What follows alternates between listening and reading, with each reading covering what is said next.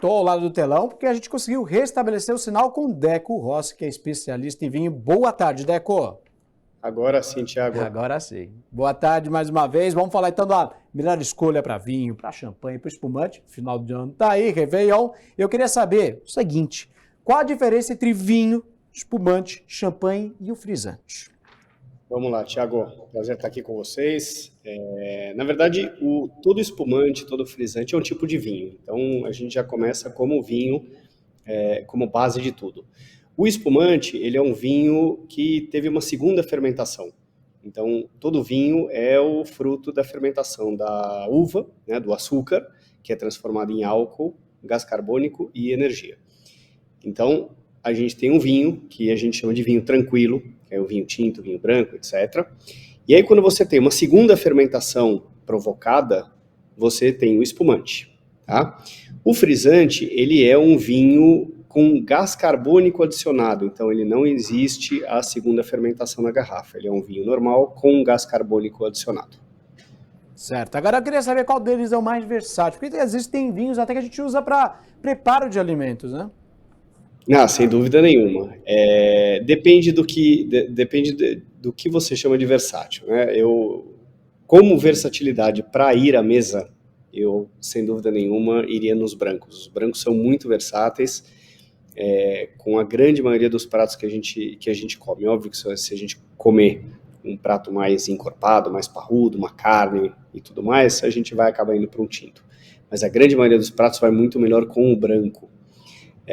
Para cozinhar, depende muito do prato que você vai comer. Tem muitos pratos que têm vinho tinto como preparo, por exemplo, o filé mignon madeira é feito com vinho madeira, que é um vinho tinto. Então, em versatilidade à mesa, eu diria sem dúvida nenhuma os brancos. Agora é uma dúvida que eu também toda vez vou no mercado, vou em alguma adega, eu tenho essa dificuldade. Qual a diferença entre os vinhos? Cabernet, Merlot, o Malbec, eu não sei. É a uva, é isso? Todo mundo fala uva, é uva. É isso mesmo? É isso aí. Cabernet, Merlot, Malbec, Carmener são uvas francesas. Todas elas são francesas. Todas as que você citou aí, e a grande maioria das uvas que a gente tem aí no mundo dos vinhos são francesas. A diferença vai da composição de cada uva. Então, tem algumas uvas um pouco mais leves, umas mais encorpadas. Todas essas que você citou são uvas que dão vinhos tintos, todas elas são tintas, que dão vinhos com um pouco mais de corpo. Tá? Então, são vinhos normalmente de médio corpo, encorpados, então que vão bem com uma carne ou com um prato mais estruturado, mas são os nomes das uvas. Cabernet Sauvignon, Malbec, Merlot, Carmener, Cabernet Franc e outras uvas por aí. Então, esse nomezinho que você falou agora são as uvas. Geralmente, quando eu vou no mercado, vou em algum local para comprar, eu vejo sempre vinho tinto seco, que é o que eu mais gosto, entendeu? Aí vem as uvas, eu fico às vezes meio que perdido, tá? Agora, vinho suave ou seco, já que falei de tinto seco, existem dentro de todos os tipos de vinhos ou só vai branco, tinto? Como é que funciona isso?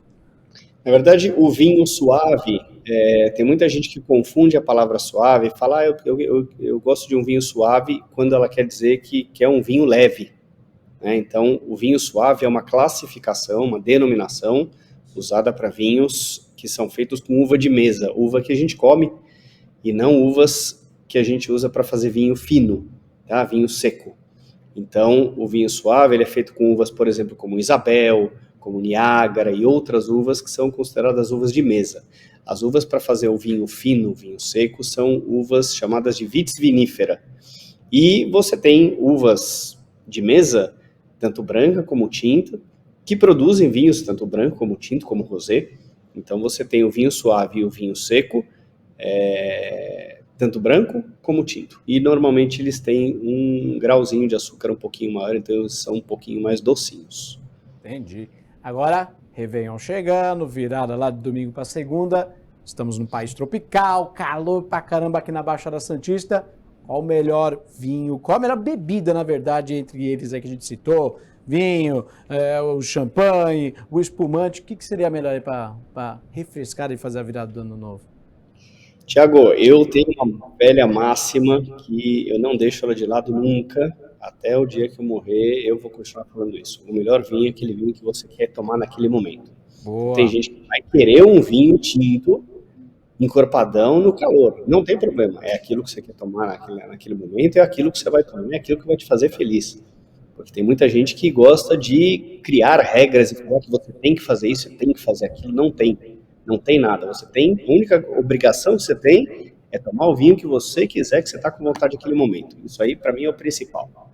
Isso posto, obviamente, quando a gente fala de Réveillon, de virada de ano, a gente fala de espumante. O barulhinho da rolha estourando, então é clássico o espumante na virada. Mas eu acho que a gente pode ter uma noite com todos os tipos de vinho. Então, um espumante na hora da virada, na hora da refeição a gente começa com branco, depois com um prato um pouquinho mais encorpado vai para o vinho tinto e termina na sobremesa com um vinho de sobremesa. Então olha lá, você conseguiu colocar os 4 tipos de vinho e você ainda pode colocar o rosé aí no meio se você quiser. Então você conseguiu colocar os 5 tipos de vinho na mesma ocasião. Mas se eu, Deco, tiver que escolher, eu vou para um espumante na hora da virada e um vinho branco para me acompanhar a noite toda, porque eu sou um grande entusiasta e apaixonado pelos vinhos brancos. Ô, Deco, só uma última pergunta, a gente está bem no finalzinho. Se eu misturar esses 3 tipos de vinho, não dá ressaca não, né? Não dá dor de cabeça não, né? Tiago, isso é uma pergunta que sempre me fazem. Na verdade, a ressaca, ela vem, obviamente, da quantidade de álcool que você ingere. E eu tenho uma regrinha que é matadora. 1 taça de vinho para 1 copo de água.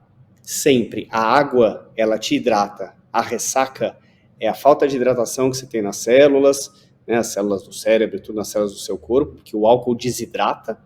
Então, sem dúvida nenhuma, o melhor remédio para você não ter ressaca não é o remédio pós, é um remédio que vai te acompanhar a noite toda com um copinho de água. E aí eu estou falando não só de vinho, mas como de outras bebidas. Óbvio que quanto maior a graduação alcoólica, maior o volume de água que você tem que tomar. Então, assim, regra de ouro para você minimizar a ressaca no dia seguinte ou não ter a ressaca no dia seguinte é tomar bastante água. Boa, Deco! Quero agradecer mais uma vez a sua participação aqui no Jornal Litoral. Dicas bem legais, bem bacanas. Obrigado mais uma vez. Feliz ano novo para ti, viu? Obrigado, Thiago. Feliz ano novo para todo mundo que está assistindo. Feliz ano novo para você. Um 2024 incrível para todo mundo, com muitos bons vinhos. É isso aí, com certeza. Obrigado mais uma vez. Uma boa tarde. Obrigado, Thiago.